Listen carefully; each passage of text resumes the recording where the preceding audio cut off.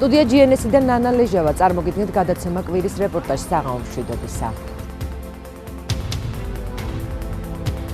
შემზარავი ისტორია, რომელმაც საზოგადოებაში დიდი ინტერესი გამოიწვია. ხაშურის პოლიციის სამმართველოში დაკავებული 47 წლის სოლომონ ქიმერიძე უცნაურ ვითარებაში გარდაიცვალა. ძალოვანები იუწყებიან, რომ ის კიბიდან ჩამოვარდა და მიღებული ტრამვებით დაიღუპა. დაშინებულ ოჯახს კითხვები აქვს, მაგრამ ხმამაღლა საუბარს ერიდება. რა მოხდა ქვიშხეთში, ნახეთ გასული კვირის ქრონოლოგია. თქვენ სოფელ ქვიშხეთში ხუთშაბათს ღამით გადაღებულ კადრებს ხედავთ, სადაც ჩანს როგორ ატარებს ცხედრის გარეგან დათვალიერებას თბილისიდან საგანგებოდ ჩაყვანილი დამოუკიდებელი ექსპერტი.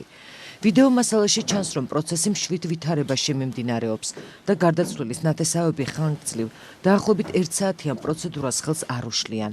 ანუ ექსპერტიზა ოჯახთანაა შეთანხმებული. ისმის გარდაცვლილი შვილის ხმაც, რომელიც ითხოვს კადრში არ გამოაჩინონ. თუმცა მეორე დილით სახელმწიფო არხებმა სრულიად განსხვავებული ამბავი მოუყვნენ მაყურებელს.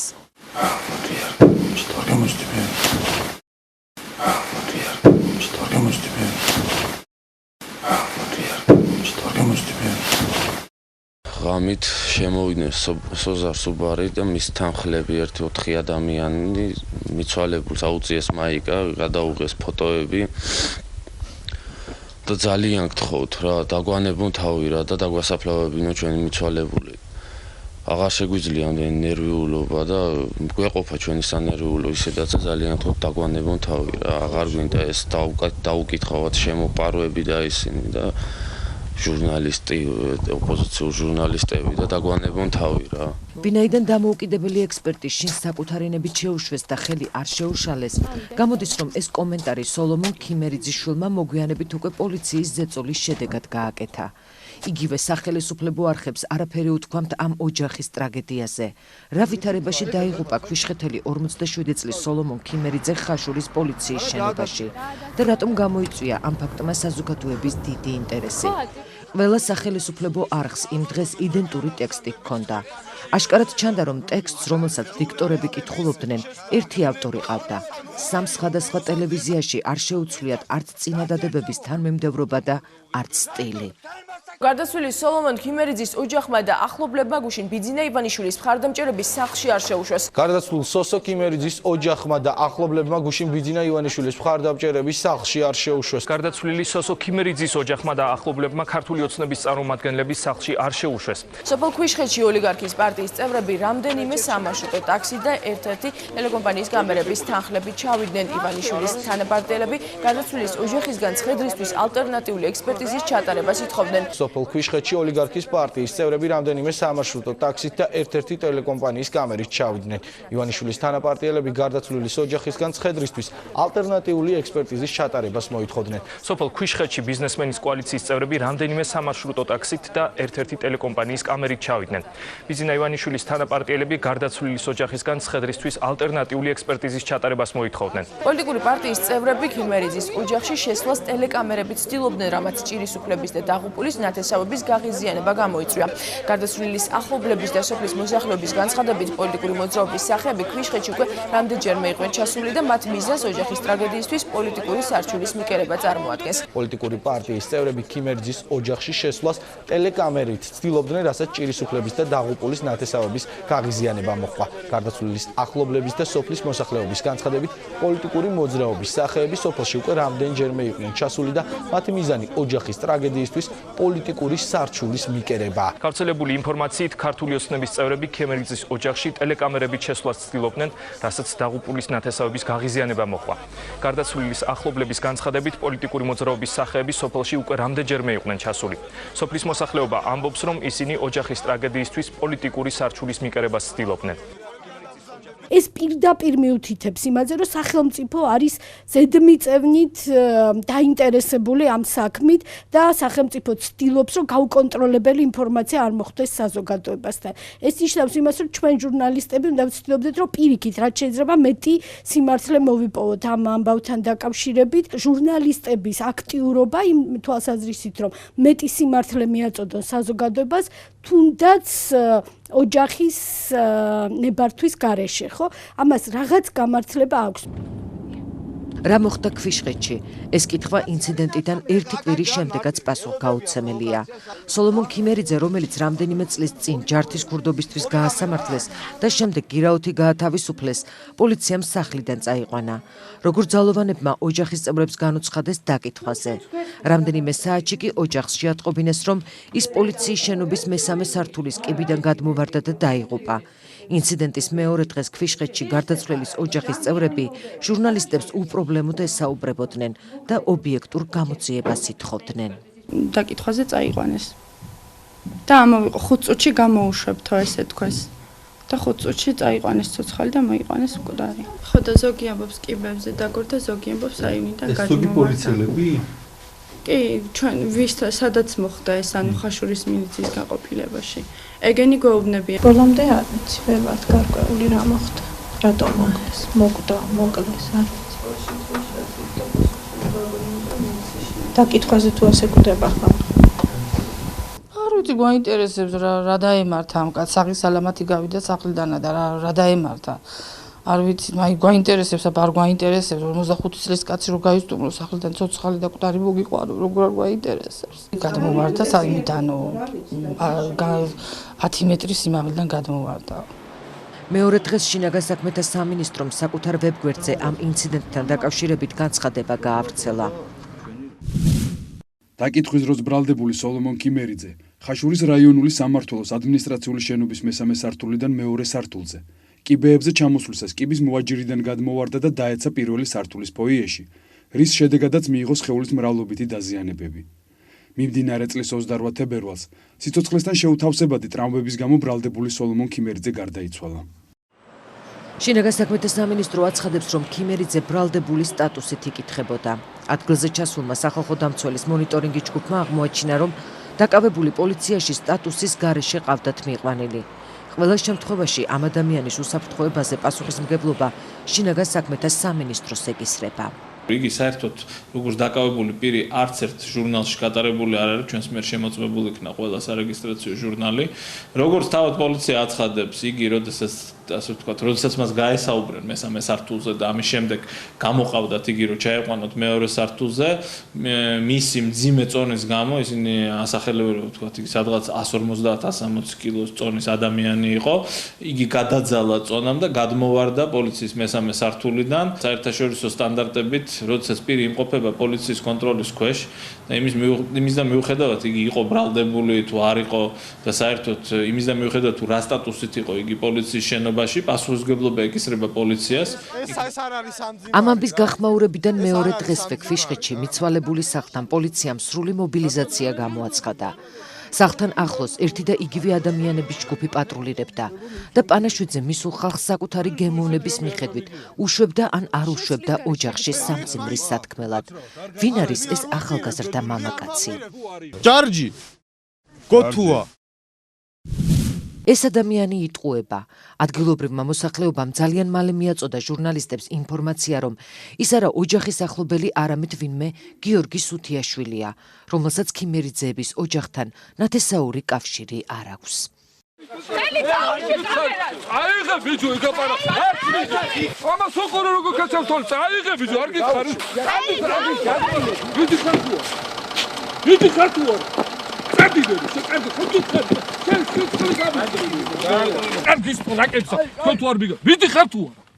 დაკრძალვაზე ჩასული ტელეკომპანიების, მაესტროსა და თრიალეთის ჟურნალისტებს უცნობი ადამიანების ჯგუფი პროფესიული მოვალეობის შესრულების საშუალებას არ აძლევდა. განსაკუთრებით რამდენიმე ადამიანი აქტიურობდა. ვითომ ჭირისუფალთა ერთმა ნაწილმა დაკრძალვაც კი მიატოვა და ქვიშხეთიდან გამოძევებულ ჟურნალისტებს ავტომანქანით ხაშურამდე სდია. ჩემი ბიძაშვილია, ძმაო. ალალი ბიძაშვილია, ოცხო კი არა, ძმაო. ახლა ვიგაბაზარი არ მინდა რა, შენი ჭირდება რა. დაშიესა. მე რა გინდა ბიძაშვილი? რა გინდა ბიძაშვილი? ვეგ ის. აფალთა რა გინდა? შენ ხო გიცი? არაფერი, რა მინდა. რა აფალთა რა გინდა მე ბიძაშვილი? ჩამოვედი. წადი იტირე მე ბიძაშვილი თუ ხარ დადექი? ხო, წადი იტირე. ვიტირე თუ არ ვიტირე, ჩემი საწამო ამ ადამიანებს? ვისა? ამ ადამიანებს არიან ოჯახის. არ ვიცი, მე აზე არა ვარ. სიტუაციის განმუხტვა დაკრძალვის დღეს გარდაცვლილის ახლო ნათესავმა სცადა, რომელსაც საკუთარი ვინაობა არავისთვის დაუმალავს და უცხო ადამიანებს დაშოშმინებას თხოვა. თუმცა ის ჟურნალისტებს ძალის გამოყენებით გაარიდეს. მე ვარ ახალდაბილი რამაზეს ბიჭი ვარ, ბიჭო, რამაზეს გიაც. მე რამაზ რა, მე იყავი ქიმები ჩამოვიდი. რამაზეს ბიჭი, ვიცი. მე ჩამოვედი დამაინტერესდა. გასაგებია ხო? მოდი ერთი წამი თუ შეიძლება. არაფერი არ რა შევინა. საქართველოს მოქალაქეა. სახელი და გვარი არ შეიძლება. რა გინდა? რამაზი წავიდა. ადამიანს მინდა დავაყენოთ. რომ გავუშვათ რა. ამ ადამიანს უნდა დავაპარაკება. დამიჯერე, მე დამიჯერე ზოგი. მე არავის არ დაუჯერე. სახელმწიფო ექსპერტიზის პასუხი 20 დღეში გახდება ცნობილი. დამოუკიდებელი ექსპერტი ამბობს, რომ დაზიანებების სიმაღლიდან ვარდნის დროს გამოწვეულს გავს, თუმცა ამ დაზიანებებშიც არის შეუსაბამობა. კომენტარს ხაშურის საავადმყოფოს ექიმიც აკეთებს. აღინიშნებოდა ქალატვინის ტრავმა, მარცხენა ბალზაკის მოტეხილობა, მარცხენა სპიუმაჯის სახსარში მოტეხილობა, მარჯვენა კვირის თავის მოტეხილობა. ტრავმული შოკი. მდგომარეობა მძიმე იყო. მიუხედავად მიღებული ღონისძიებებისა, არ გაუმჯობესებულა, პირიქით გაუარესდა. თავისუფალ ვარდნას როცა აქვს ადგილი, დაზიანებები უნდა იყოს განვითარებული სხეულის ერთ მხარეს. ამ შემთხვევაში მთლიანობაში ამას ადგილი ჰქონდა, რამე თუ მარცხენა ნახევარში იყო ეს დაზიანებები სხეულის განლაგებული. განსხვავებით იმისა, რომ მარცხენა სხივმარჯვეს სახსრის მიდამოში, როგორც წინა, ასე უკანა ზედაპირებზე, ანუ სხვადასხვა ზედაპირებზე იყო დაზიანებები ჭრილობების და ნაჭდევის სისნაჟგენთების სახით. თავისუფალი ვარდნის შემთხვევაში ის ვერ განვითარდებოდა ორივე ზედაპირზე ერთდროულად. გამოძიების დასრულებამდე, ვინაიდან ამ საქმეზე საზოგადოების დიდი ინტერესი არსებობს, პოლიციას შენობაში დამონტაჟებული ვიდეო თვალის მიერ გადაღებული კადრების გამოქვეყნება შეუძლია. თუმცა პოლიციამ თავი დაისყია და სახალხო დამცველს განუცხადა, რომ ვიდეო თვალი შენობაში არ ფუნქციონირებდა. ოჯახისა და შინაგან საქმეთა სამინისტროს დუმილის ფონზე ქვიშხეთიდან ამ ამბავმა უკვე თბილისის და ხაშურის ქუჩებში გადმოინაცვლა, სადაც ობიექტური გამოძიების მოთხოვნით აქციები დაიწყო.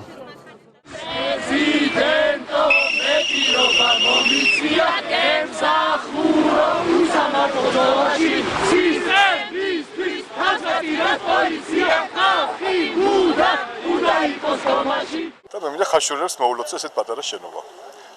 პატარა მათქი ლამაზი, კომფორტული შენობა და მე მგონი ყველა გამოვლენი ვინც არ მაგაიაროს, აქ თვალი დარჩებათ, მტერს შეშურდება და მოყარეს გაეხარდება. ეს კადრები 2010 წელს ხაშურში პოლიციის გამჭვირვალე შენობის გახსნის დღესაა გადაღებული. ცერემონიალს მინისტრი ვანო მერაბიშვილიც ესწრებოდა. ვიდეო მასალაში ის მოაჯირით ჩანს, რომლის არასაკმარის სიმაღლესაც აბრალებენ პოლიციელები უბედურ შემთხვევას. მერაბიშვილის სიტყვები გამართლდა. ეს პატარა თუ ლამაზი და კომფორტული შენობა უკვე ნამდვილად ყველას ემახსოვრება. მხოლოდ იმიტომ, რომ აქ დაკავებული უცნაურ ვითარებაში კიბიდან ჩამოვარდა და დაიღუპა.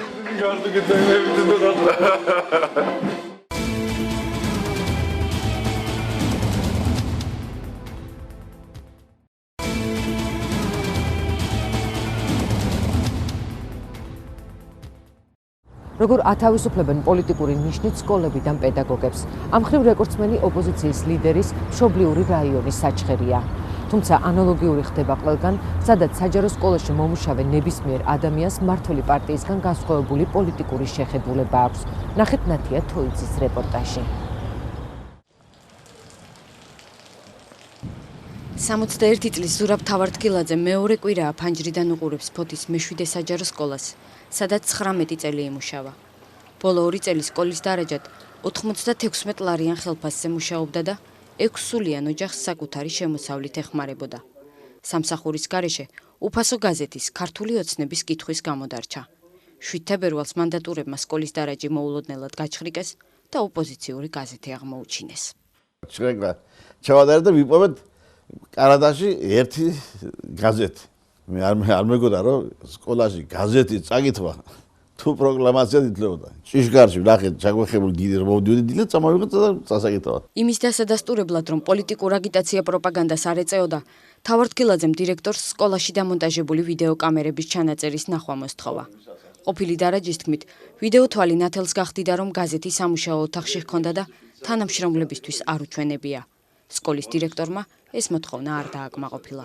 აგიტაცია პროპაგანდა არის, რომ ეს არ შეიძლება სკოლაში.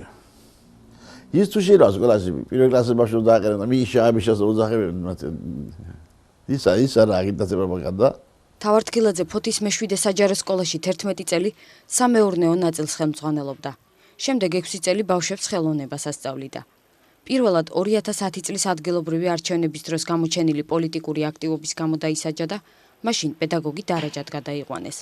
ოპოზიციური გაზეთის აღმოჩენის შემდეგ კი სკოლის დირექცია დარაჯს აიძულებდა სამსახურიდან წასვლის შესახებ განცხადება დაეწერა. თავართკილაძემ განცხადება არ დაწერა.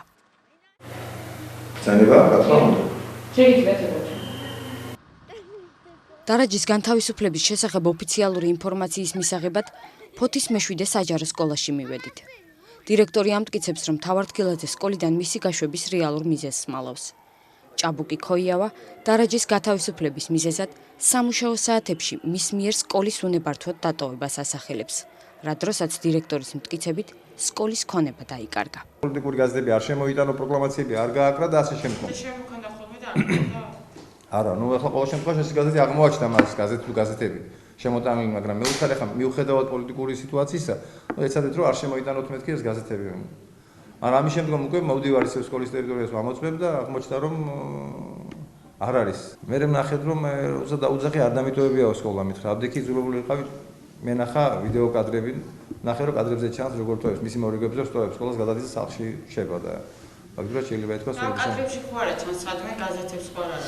ამით მე არ დამინტერესებულა. მე-7 სკოლის დირექტორის დავალებას მოეძებნათ სამსახურიდან თავართკილაძის გაშვების ბრძანება დაახლოებით 20 წუთი დასჭირდა. სკოლის კანცელარიაში დოკუმენტი ჩვენი მისვლის შემდეგ ნაჩქარევად ამობეჭდეს და შეცდომებიც გაეპარათ. ტელეფონის ნომრები აწერია, რიცხვი არ აწერია. ეს როდის არის გატარებული, სადაც გატარებული. შენიშვნის შემდეგ ფურცელი წაიღეს და მალევე უკან მოიტანეს, მაგრამ უფრო მძიმე შეცდომა დაუშვეს.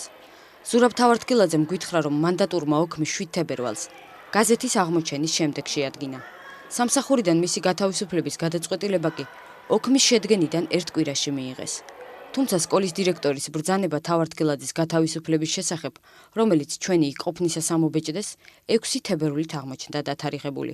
ხდები რაზე მესაუბრები და არ არის ესეთი ფაქტი ჩემთვის ცნობილი, ამიტომ ვერაფერს ვერ დაგიდასტურებ. ასეთი კომენტარი გააკეთა ფოთის მანდატურების კოორდინატორმა ვახტანგ გოროზიანმა, რომელიც მანდატურობამდე მერიის თანამშრომელი და ნაციონალური მოძრაობის აქტივისტი იყო. მანდატურის მიერ ოპოზიციური გაზეთის აღმოჩენისთვის შედგენილი ოქმის გაცნობის საშუალება ჩვენ არ მოგვეცა. განათლების შესახებ საქართველოს კანონის მე-13 მუხლის ნეიტრალურობა და დისკრიმინაციულობის თანახმად დაუშვებელია სასწავლო პროცესის პოლიტიზება, თუმცა ამავე კანონში მე-14 მუხლი გამოხატვის თავისუფლებას ითვალისწინებს. კანონში პოლიტიკური გაზეთის ან სხვა სახის ბეჭდური მედიის სკოლაში შეტანა და კითხვა, თუნდაც აზრის გაზიარება აკრძალული არ არის. ფოთში ქართული ოცნების გაზეთებს თამაზ სოსელია არიგებს. თავართკილაძის სახლის ჭიშკარზე გაზეთი სწორედ მან დატოვა. სოსელია გვიყვება, რომ თავართკილაძის გათავისუფლების შემდეგ სკოლის დირექტორს შეხვდა და სთხოვა, რომ გაზეთის გამო დარაჯი სამსახურიდან არ გაეშვათ. აი ასე მითხრა, რომ თამას ეს მე რო არ გამთავისუფლებია სამსახურიდან, ესე იგი გენერალური ინსპექცია აპირებდა ჩვენ ჩამოსვლას და ჩვენი სკოლის შემოწმებას და მე იძულებული ვიყავ, რომ გამთავისუფლებია. შილდის პირველი საჯარო სკოლა და გავხსნათ საავადმყოფო. ჩამოდის და უნდა შევხვდეთ საავადმყოფო აგვიშენა, გაახსნა. შევხვდეთ ჩვენს პრეზიდენტს. სკოლა ვართ მასწავლებლები. იგანიდან. პრეზიდენტს ხვდებით. ჩვენს პრეზიდენტს შევხვდეთ. ძალიან მომწონს სააკაშვილი. კახეთის საინფორმაციო ცენტრმა პრეზიდენტის ყვარელში ვიზიტისას გადაღებული ეს კადრები 27 თებერვალს გაავრცელა. ვიდეო და ფოტომასალაში კარგად ჩანს კახეთის სხვადასხვა რაიონიდან და სოფლიდან ადგილობრივი მუნიციპალიტეტების მიერ დაქირავებული და დაფინანსებული სამარშრუტო ტაქსებით, როგორ ჩაიყვანეს სკოლების, საბავშვო ბაღების მასწავლებლები და სხვა საჯარო მოხელეები. იმისთვის, რომ ყვარელში საავადმყოფოს გასახსნელად ჩასული მიხეილ სააკაშვილისთვის საჭირო აუდიტორია შეეკრიბათ. გათავისუფლდა სასწავლო ნაწილი და 4 პედაგოგი. ან წერ განცხადებას, ან მე ვწერ განცხადებას შენი გათავისუფლების შესახებ. მეუბნება დირექტორი, რომ ჩემზე არის მოსული ზემოდან ზარი, რომ უნდა გამთავისუფლოს. იყო მუქარა, რომ დახურავდნენ კინოშენობას. თუ არ წამოვიდოდი სამსახურიდან. გადაწყვიტეს რომ გავენთავისუფლებინე. ამათავისუფლეს 22 თებერვალს. უნდა მაკოჩო ისე წახვიდე. ისინი კი ვინც რაიონებში სხვადასხვა ობიექტების გასახსნელად ჩასული პრეზიდენტის დასახვედრად არ დადიან და ნაციონალური მოძრაობის მისამართით საკუთარ პოლიტიკურ სიმპათიას ღიად არ გამოხატავენ, ვერც მინისტრის მასპინძელთა სიაში ხვდებიან და სამსახურებიდანაც ათავისუფლებენ. ანუ რატომ არ ვიყავი მე პოლიტიკურ აზროვნებაში ნაციონალური მოძრაობის ფანი? თქვენ ახლა ეკრანზე ხედავთ საჩხერის რაიონის სოფელ სარეკის საჯარო სკოლის ელექტრონულ მისამართზე 2012 წლის 10 იანვარს მიღებულ წერილს. წერილის ავტორი განათლების ხარისხის განვითარების ეროვნული ცენტრის იურისტია, ადრესატი კი სარეკის სკოლის დირექტორი ლალია ბჟანდაძე.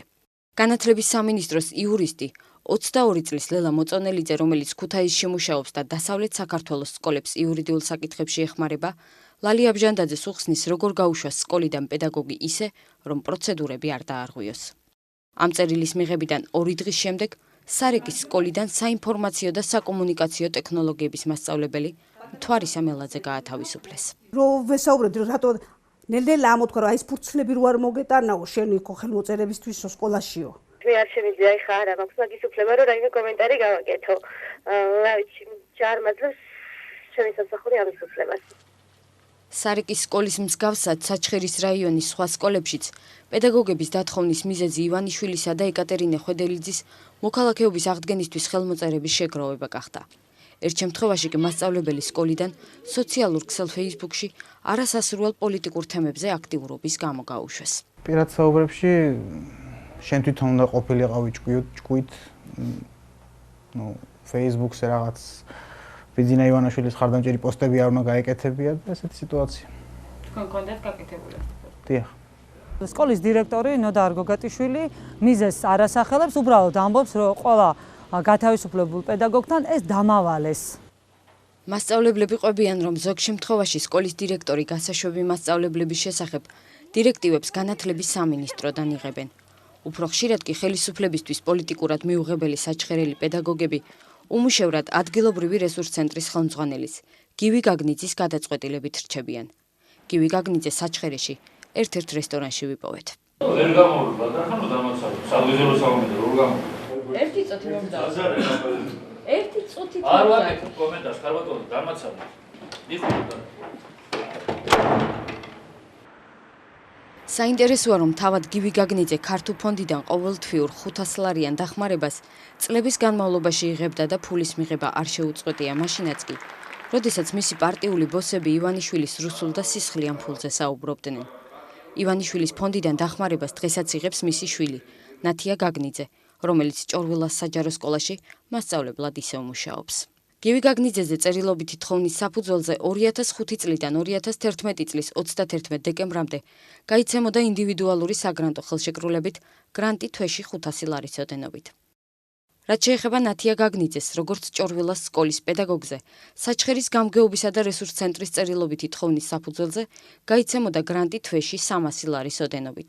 2012 წლის იანვრიდან საკუთარი განცხადებისა და სკოლიდან წარმოდგენილი ცნობის საფუძველზე გაუგრძელდა ინდივიდუალური საგრანტო ხელშეკრულება თვეში 200 ლარის ანაზღაურებით. პოლიტიკური ნიშნით ადამიანების დევნაც და დასაქმებაც, არჩევანისა და გამოხატვის თავისუფლების შეზღუდვა პრეზიდენტ სააკაშვილის მმართველობის ბოლო წელს ჩვეულებრივი მოვლენა გახდა. ვარაუდობენ, რომ პოლიტიკური ტემპერატურის მატებასთან ერთად ეს პროცესი გაგრძელდება.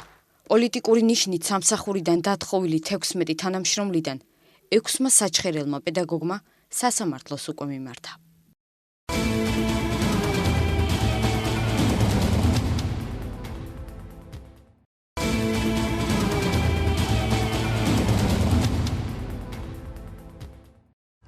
კვირის რეპორტაჟი განაგრძობს ვაუჩერების თემას. ჩვენი ჟურნალისტი ამჯერად 30 ლარიანი ვაუჩერებით დაინტერესდა, რომლის დარიგებაც პირადად პრეზიდენტმა მიწის დასამუშავებლად დაიწყო. მაგრამ როგორც ჩანს, მთავრობის და გლეხების არითმეტიკა ერთმანეთისგან რადიკალურად განსხვავდება. რა ფართობის დამუშავებაა შესაძლებელი 30 ლარად? ამ მარტივი ამოცანის პასუხი, როგორც აღმოჩნდა, არც ისე მარტივია. ზვიად ხელიძე მოგითხრობთ. წყალობს ხალხი ამიზას ამუშავებს და ვითომ რაღაცას აკეთებს, მაგრამ 20 ლარიანი მაუჩერი რა არის, საცინადდება უბრალოდ. 30 ლარიანი. გინდა 30-იანი, გინდა 20-იანი, რა არის? რაც წარმოადგენს ეგეთ. ერთ ბაჭკას ასუქსაც ვერ ყიდულობს და. დილიკაური პირველი სოფელი იყო, სადაც სასოფლო სამეურნეო სამუშაოებისთვის დაბეჭდილი პირველი 30 ლარიანი ვაუჩერი დეკემბერში თავად პრეზიდენტმა სააკაშვილმა ჩაიტანა. 15 იანვრამდე ვაუჩერი საქართველოს ყველა სოფელში უნდა დარიგებულიყო, თუმცა დილიკაურის 95 ოჯახში ვაუჩერს ჯერაც არ მოუღწევია. კმაყოფილებას ვერც მათ შეატყობთ, ვინც სახელმწიფო საჩუქარი უკვე მიიღო. გლეხების თქმით, როცა 9 ჰექტრის დასამუშავებლად ხარჯი 250-დან 300 ლარამდე მერყეობს, 30 ლარი ვერაფერი შეღავათია. ტრაქტორისტის ფული გადასახდელია 50 ლარი. საწვავის ფული? საწვავის ფული 90 ლარი. და სასუქის ფული? სასუქის ფული ამდენია, რა. უჯერ 40 ლარი იყო, 42, 45-მდე. 45 ევიდა. ევიდა. ახლა წელს არ ვიცი, რამდენი გქონდა გაისაც. 200 ლარი მოუწია 5 თვეში რა. ერთი კაცი სულ რო გავალ მე გაღმა, აქედან იქამდე 20 ლიტრა გამიდა ძალიან გასვლა გამოსვლის. ყანას უნდა კიდე დახრან არა. 10 იანვრამდე სინამდვილეში მორჩება ეს პროცესი. 10 მაქსიმუმ 15 იანვრამდე მორჩება ეს პროცესი. შესაბამისად ამ პერიოდის შემდეგ გლეხებს უკვე შეეძლებათ ამ ვაუჩერის გამოყენება. არც 30-იანი აგვიყია, არც 20-იანი და არც მესამე კიდე მე 20-იანი. ახლა არ ვიცი მოგვიდა თუ არა. პენსიიდან უნდა გადავდო წამლის ფულით, საჭმელის ხო გვინდა საჭმელის ფულით და ისიც უნდა დავზოგო რომ მე დავხნა ის ანერი და რაც ხა. ტექნიკა თუ არის გამართული და როგორც აგათ ბელარუსის ახალი შემოყვანილი და იმით შეეყოფა. რევას უქნიძე ლამის ერთადერთი აღმოჩნდა სოფელში, რომელიც გვარწმუნებს, რომ 30 ლარიანი ვაუჩერით 7000-მდე კვადრატულ მეტრს და უფრო მეტსაც მოხნავ, თუ კიდევ ერთი საპრეზიდენტო საჩუქრის, ახალი ტრაქტორის გამოყენების საშუალება იქნება. დეკემბერში სააკაშვილი დილიკაურში სწორედ უქნიძეებს სტუმრობდა. მაშინ რევას უქნიძე საუბარში არ ჩარეულა.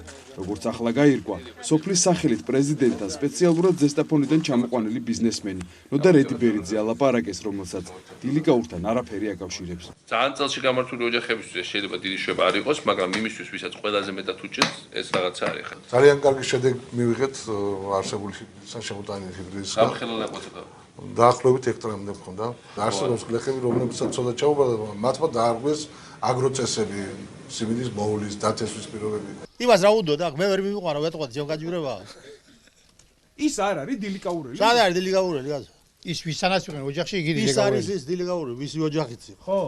და ის ვიცი, ბატონო, თანაკლასელია ჩემი. რომ ილაპარი გაის იყო, ეგ სასამოში ცხოვრობს ციცილიების ფერმა, ვისა აქვს. მეციცილია და მაღაზიები. ჩვენ სოფლის მეურნეობის ყოფილ და მოქმედ მინისტრებთან შევეცადეთ გაურკვეული ყავით, რატომ არის გლეხობისა და მთავრობის არითმეტიკა ასე განსხვავებული. საპარლამენტო უმრავლესობის ლიდერის პეტრე ცისკარიშვილის ანგარიშით 30 ლარით 9 ჰექტრიდან 1 ჰექტრამდე მიწის დამუშავებაა შესაძლებელი. მაშინ როცა ზაზა გოროზიას გათვლები, უფრო მოკრძალებული აღმოჩნდა. გააჩნია ნიადაგს როგორი არის, როგორ ტექნიკას, როგორ ტრაქტორს ხმარობ, როგორი გუთანი გაქვს იმ დროისთვის, იმ პერიოდისთვის საწვავის ფასები როგორ იქნება, მაგრამ ნუ საღამო 9-დან 1 ჰექტრამდე, რა თქმა უნდა, გაწდება. ეს თქვენთვის არის თბილისში ცოტა წარმოუდგენელი, თორე თითოეულ ადამიანს შეუძლია დაამუშავოს 5000 კვადრატამდე მიწა. ჩამევიყვანოთ ის დავაჯინოთ ჩემ ტრაქტორზე, თუ მოხლავს ვიყო. ამფერი ძლიერი ოჯახი ჩვენ 9 ჰექტარ მიწას რომ 30 ლარიანი ვაუჩერით ვერ დაამუშავებს სოფლის მეურნეობის მინისტრს სოფელ შუხუთში. დოლიძეების ოჯახში დეკემბერში ვეუთხეს. დოლიძეებს საქონლის ფერმა აქვს და იქ რამდენიმე ათეულ მსხვილფეხა პირ უთხზულიან. რა ნიშნით შეარჩია მინისტრმა 30 ლარიანი ვაუჩერის გადასაცემად ეს ოჯახი გაურკვეველი დარჩა. მაი უთხარ ჩვენ ახან რვარ დეხნება მაი რამდენი ლიტრასალი 15 ლიტრასალი არგა არ მოვა 15 ლიტრასალი არგა არ მოვა 30 ლარი 15 ლიტრად 9 ჰექტარს ვერ დახნა 2 და 25 გამიღის 1 ლიტრასალი არის აი კალონგაზი იმის გამო რომ ვაუჩერის განახდება მათ შორის ტრაქტორის მფლობელებს მხოლოდ 1 ივნისის შემდეგ შეეძლება გლეხებისთვის გაუგებარია როგორ უნდა გამოიყენო ვაუჩერი მიწაზე საგაზაფხულო სამუშაოებისთვის გამოდის რომ მექანიზატორი გლეხს გაზაფხულზე მისიად უნდა მოემსახუროს და ფულის ასახებად ზაფხულის მოსვლას დაებოდოს ლიბერტი ბანკის ოზურგეთის ფილიალში დაგვიდასტურეს რომ ვაუჩერებს მხოლოდ 1 ივნისიდან გაანაღდებენ 200 ლარი დაждდება 9 ჰექტარზე სწორად ხო ასე დაახლოებით რომ სასუქიან არ ეყო 30 ლარიანი ვაუჩერი მარტო აანაზღაურებს 9 ჰექტარი მიწის დახნის საფასურს სალიარგას ვერ შეიძენს რაც სალიარგა უნდა იმას ოფიციალური ინფორმაციით 30 ლარიანი ვაუჩერის გაცვლა 35 კილოგრამ სასუქზე შეიძლება, რომლის ღირებულება დაახლოებით 35 ლარს შეადგენს. სპეციალიზებულ მაღაზიებს 35 კილოგრამიან ტომრებში დაფასოებულ სასუქს სოფლის მეურნეობის სამინისტრო მიაწვის. თუმცა ეს პროცესიც 1 ივნისის შემდეგ დაიწყება. მაშინ გამოდის, რომ 800.000 წალი 30 ლარიანი ვაუჩერი ბიუჯეტს არა 24 მილიონი ლარი, არამედ გაცილებით მეტი, დაახლოებით 48 მილიონი ლარი შეიძლება დაუჯდეს. თუმცა გადამხდელები ამის შესახებ ინფორმირებული არ არიან. საშინელად აღიზიანებთ, ეხლა ეს 20 ლარიანი ვაუჩერები, ხა მათთვის ის რომ ბენზინი ძვირდება იმის გამო რომ სოფლიოში არეულობა არაფერი არ არის, ხა ჩაასხავენ თავის ჭკუით 5-10 ლარით მეც და დიდი არაფერი და მასთვის ვისაც საგაზაფხულო სამუშაოები აქვს ჩატარებული ყოველი ლარი არის ძალიან ძვირფასი. თორე ყოველი ლარი ნიშნავს ასობით მეტრი კვადრატული მეტრი შენი მიწის შენი ჰექტარის რაღაც ნაწილის დაუმუშავებლობას. და ამიტომ აღიზიანებთ მიწის ვაუჩერი, ენერგო ვაუჩერები, დიდი ამბავი ახლა. 20 ლარით უნდა ხალხის ხვიდოთ. 30 ლარიანი სასოფლო-სამეურნეო ვაუჩერებით და 20 ლარიანი ენერგეტიკული ვაუჩერებით ამ ადამიანების შემოსავალი არ გაუჩნდებათ. ეს ადამიანები კიდევ უფრო ღიზიანდებიან, კიდევ უფრო დამოკიდებული ხდებიან ხელისუფლებაზე. ადამიანებს უნდა მივცეთ თავისუფლება. ვარდების რევოლუციის შემდეგ საქართველოში დაუმუშავებელი მიწის რაოდენობა 45%-ით გაიზარდა და ნაყოფიერი მიწის ფონდის 60% შეადგინა. ქვეყნის მთლიან შიდა პროდუქტში სოფლის მეურნეობის წილი 45%-დან თითქმის 10%-მდე დაეცა, რასაც სოფლის მეურნეობის პროდუქციის იმპორტისა და ფასების კატასტროფული ზრდა მოჰყვა. შარშან მთავრობა დაუმუშავებელი მიწის მფლობელებისთვის საჯარიმო სანქციების შემოღების ინიციატივით გამოვიდა, თუმცა სავარაუდოდ საარჩევნო წელს სარისკო გადაწყვეტილებას მოერიდა. სამაგიეროდ 24 მილიონი ლარის ვაუჩერი დაბეჭდა, რომელიც როგორც ხედავთ, მიწის დამუშავების გარდა ყველაფერში შეიძლება გამოიყენო.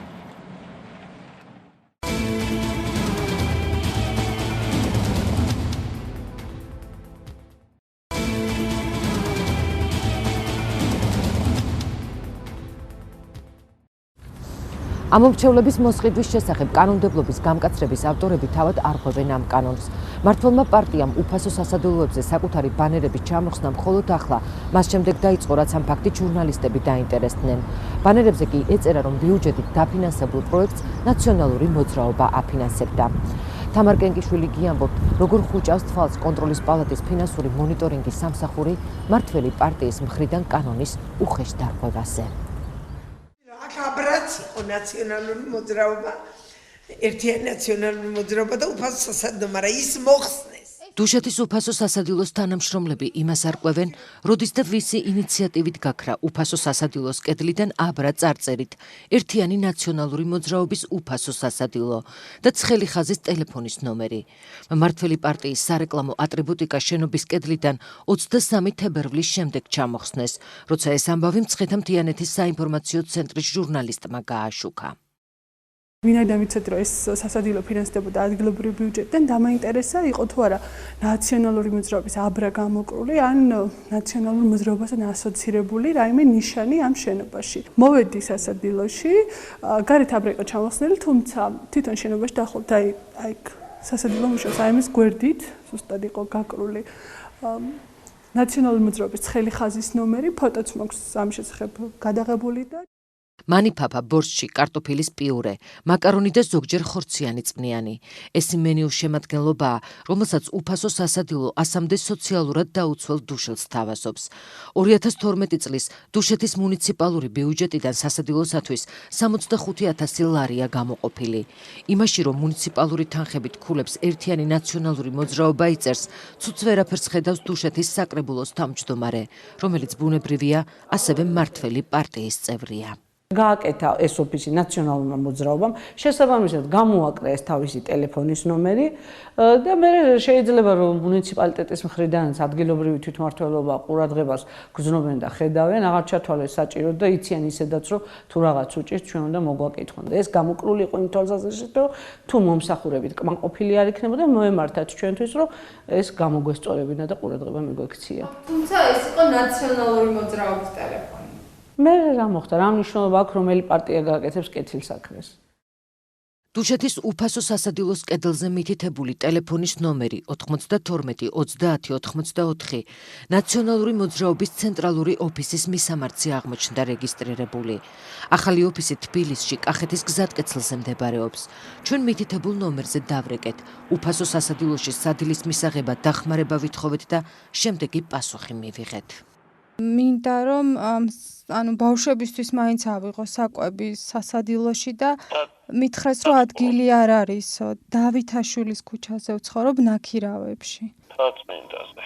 მე მოგცემთ ახლა თაცმინდის ტელეფონის ნომერს. დიახ. ის დაურეკეთ კარგით? დიახ, ეს თქვენი ოფისია? მოძრაობის ოფისია. როგორმე ისინი დაეხმარებიან განგრევების მეშვეობით. დუშეთის მსგავსად მმართველი პარტიის სარეკლამო აბრები ოზურგეთის უფასო სასადილოს კედლიდან 17 თებერვლის შემდეგ გაქრა, როცა ეს ამბავი ადგილობრივი პრესით გახმაურდა. ადგილობრივი გაზეთის გურია ნიუსის ჟურნალისტებმა ჩამოხსნილი აბრა ისევ სასადილოს შენობაში აღმოაჩინეს. სასადილო ოზურგეთშიც მუნიციპალური ბიუჯეტიდან 75,000 ლარით ფინანსდება. მადლობა ჯერ პირველად ჩვენს პრეზიდენტ მიხეილ სააკაშვილს იყოს მარადიულად ჩვენს საქართველოში პრეზიდენტად. ეს კადრები ზუგდიდის ტელეკომპანია ოდიშის მიერ 3 იანვარს გავრცელდა. ზუგდიდის გამგებელმა სხვა ჩინოვნიკებთან ერთად უფასო სასადილოში საახალწლო საჩუქრები მიიტანა.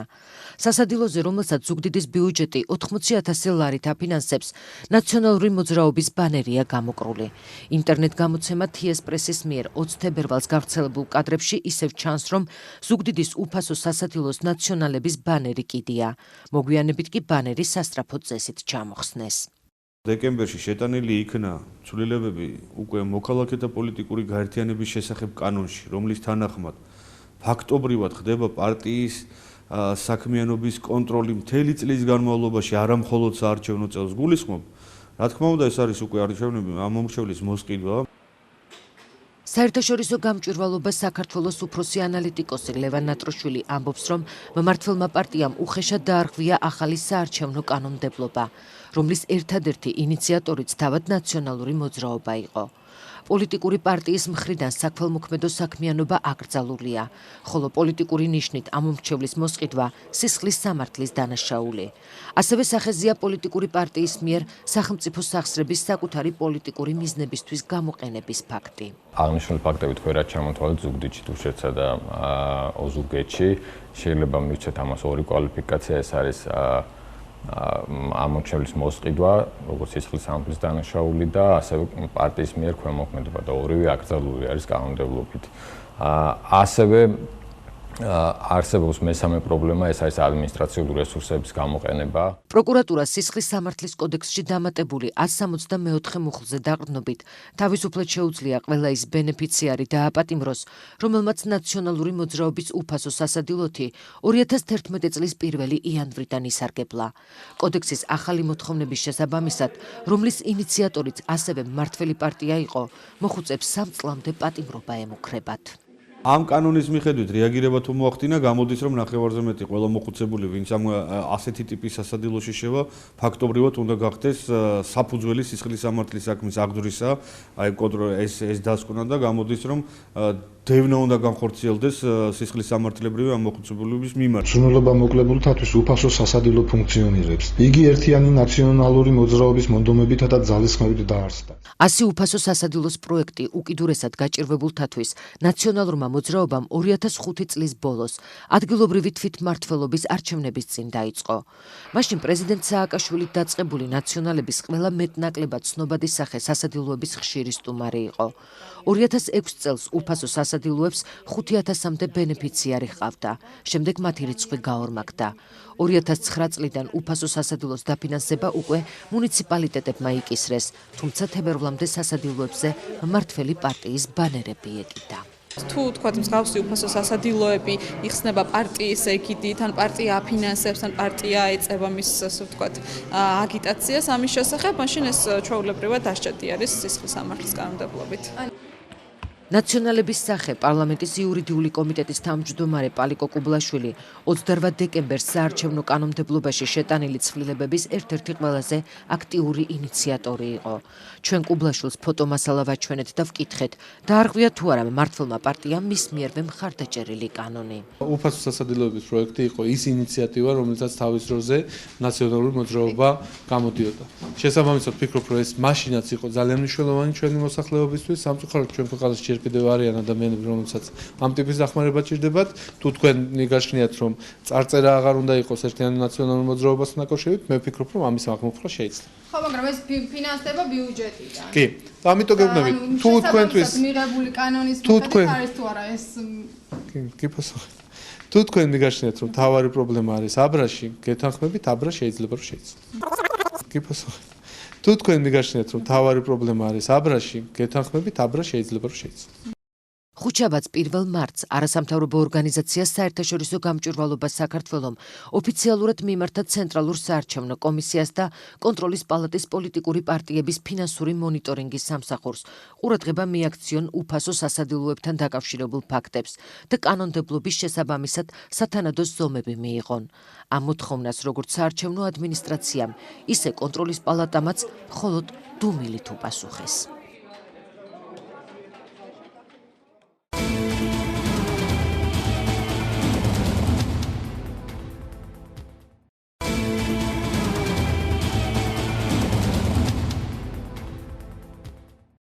ჩართულია თუ არა საქართველოს პრეზიდენტის ოჯახი ელიტურ კორუფციაში.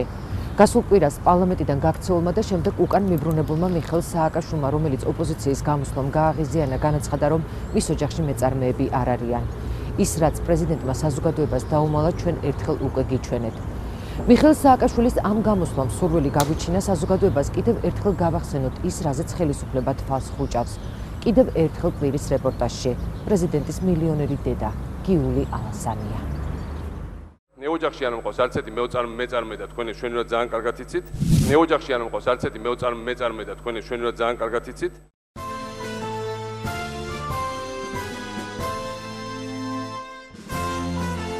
ერთი ჩვეულებრივი პროფესორის გიული ალასანიას ცხოვრებაში მნიშვნელოვანი ცვლილებები 2003 წლის ვარდების რევოლუციის შემდეგ დაიწყო. 2004 წლის 5 იანვარს რევოლუციის ერთ-ერთი ლიდერი პროფესორ ალასანიაშვილი მიხეილ სააკაშვილი საქართველოს პრეზიდენტი გახდა და ახალი ხელისუფლების ერთ-ერთ მთავარ მიზნად კორუფციის დამარცხება დაასახელა. რამდენიმე თვეში კი პროფესორი გიული ალასანია საუნივერსიტეტო ბიზნესში ჩაერთო. მე ოჯახში არ მყავს არც ერთი მეწარმე და თქვენი შვენივრად ძალიან კარგად იცით.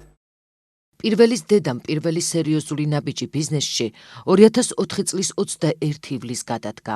ამ დღეს ტექნიკურმა უნივერსიტეტმა და პროფესორებმა გიული ალასანიამ და მანანა სანაძემ საზოგადოებრივ მეცნიერებათა სკოლა დააფუძნეს. მალევე სკოლა უნივერსიტეტად გადაკეთდა და საქართველოს საზოგადოებრივ მეცნიერებათა უნივერსიტეტი ეწოდა. ახალი უმაღლესი საგანმანათლებლო დაწესებულების მეურვეთა საბჭოს თავმჯდომარედ 2005 წლის 24 მარტს გიული ალასანია აირჩიეს. რექტორი კი მანანა სანაძე გახდა.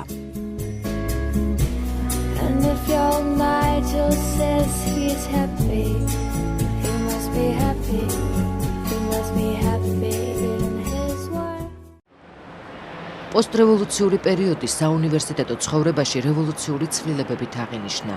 თბილისის სახელმწიფო უნივერსიტეტში როინ მეტრეველის 13 წლიან მმართველობას დაესვა წერტილი.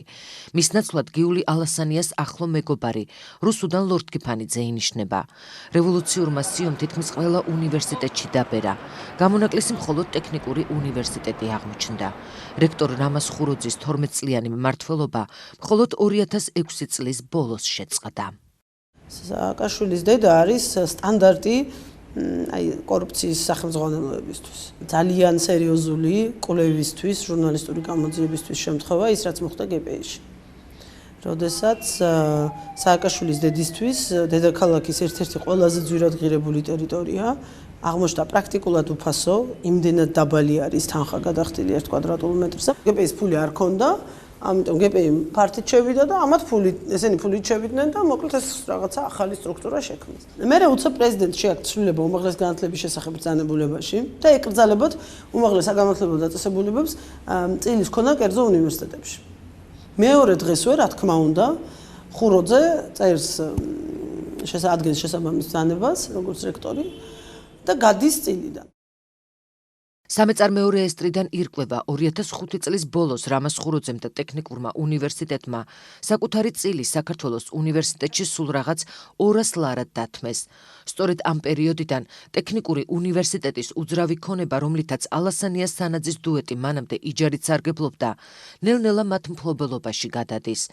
საქართველოს უნივერსიტეტს, ანუ მაშინდელ საზოგადოებრივ მეცნიერებათა სკოლას, ეკონომიკის სამინისტრომ თავდაპირველად აუქციონის წესით კოსტავას 77-ში მდებარე 6370 კვადრატული მეტრის შენობა ნაგებობა და 2195 კვადრატული მეტრი მიწის ნაკვეთი მიყიდა. საწყისი ფასი $1,200,000 იყო.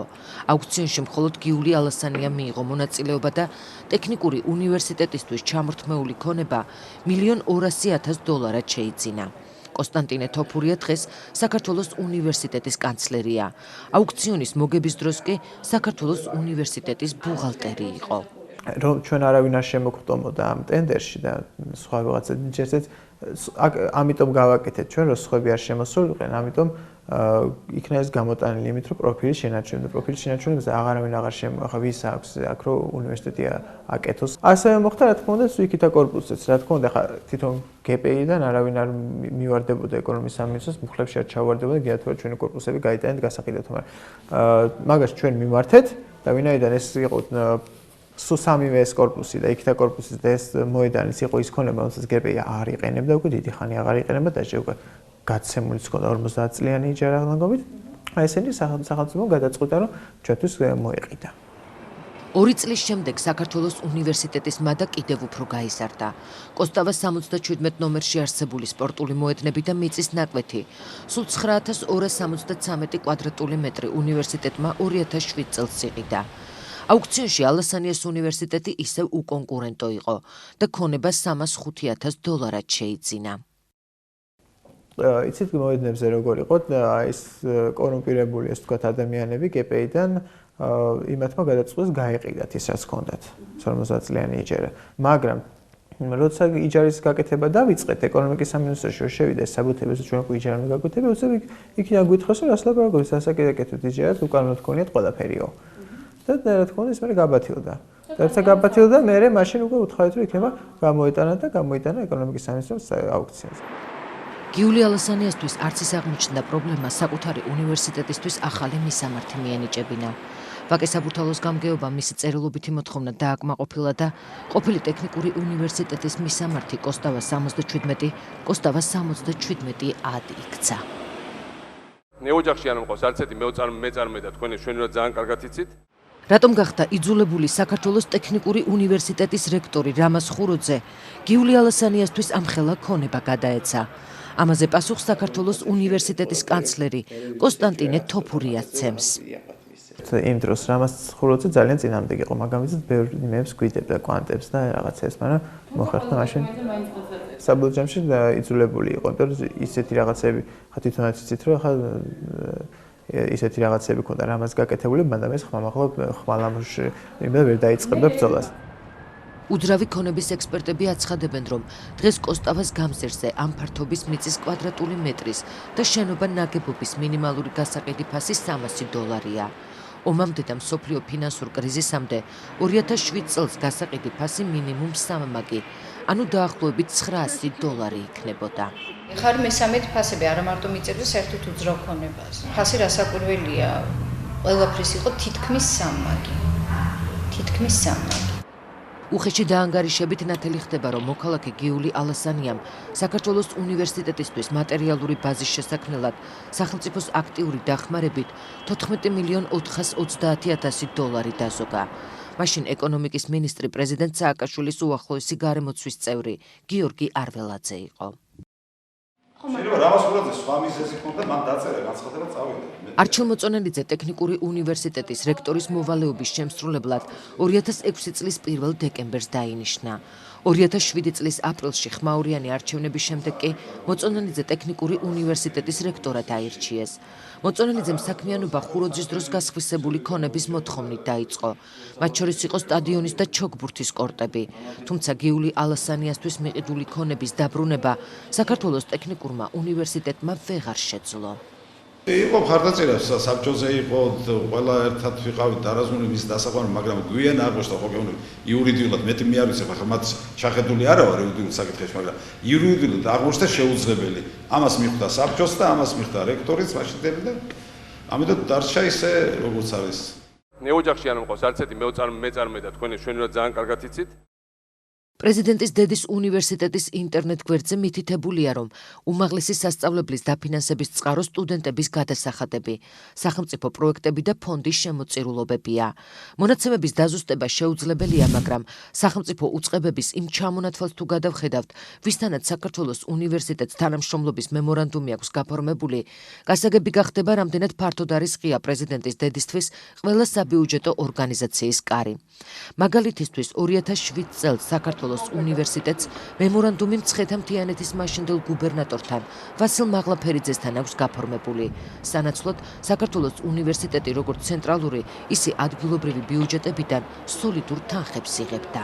ეს იყო მუნიციპალიტეტების ბიუჯეტებიდან თანამშრომლებისთვის იყო ეს გაწეული მუნიციპალიტეტების თანამშრომლებისთვის და საკრებულოს წევრებისთვის თუ არ ვწდები. მაშინ თვითმმართველობის არჩევნები იყო ახალი ჩატარებული. გიული ალასანია საქართველოს უნივერსიტეტში 37.5%-ს ფლობს. ამდენივეს მისი მეგობარი და რექტორი მანანა სანაძე.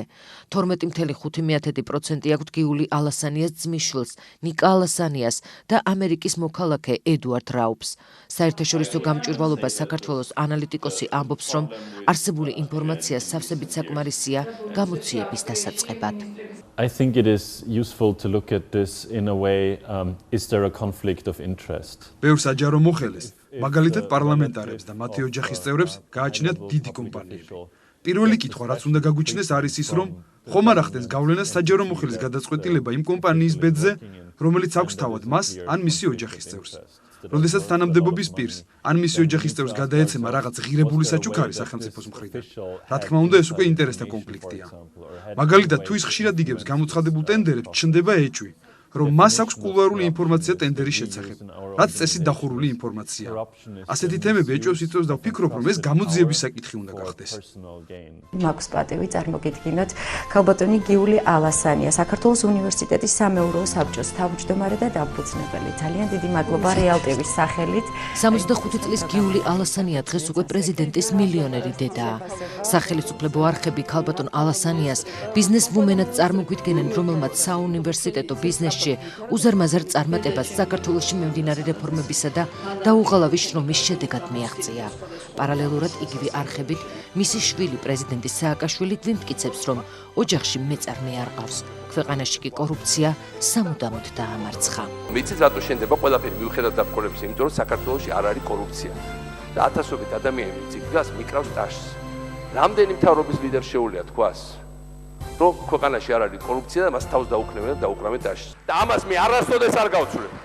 ამ სიამაყეს არც მე, არც ჩვენი პოლიციელები, არც ჩვენი გამომძიებლები, არც თქვენი მოსამართლეები, რომელსაც თქვენ ასე აკრიტიკებთ, არც ჩვენი პარლამენტის წევრები, არც ჩვენი მინისტრები, ministris მოადგილეები, სახელმწიფო მოღვაწეები არასდროს არ გაცვლის ამას არანაირ მილიონერებზე, არანაირ წილებზე, არანაირ მატერიალურ კეთილდღეობაზე, არანაირ ამ ვილებზე, რომელიც თქვენ აქ წარმოადგენთ.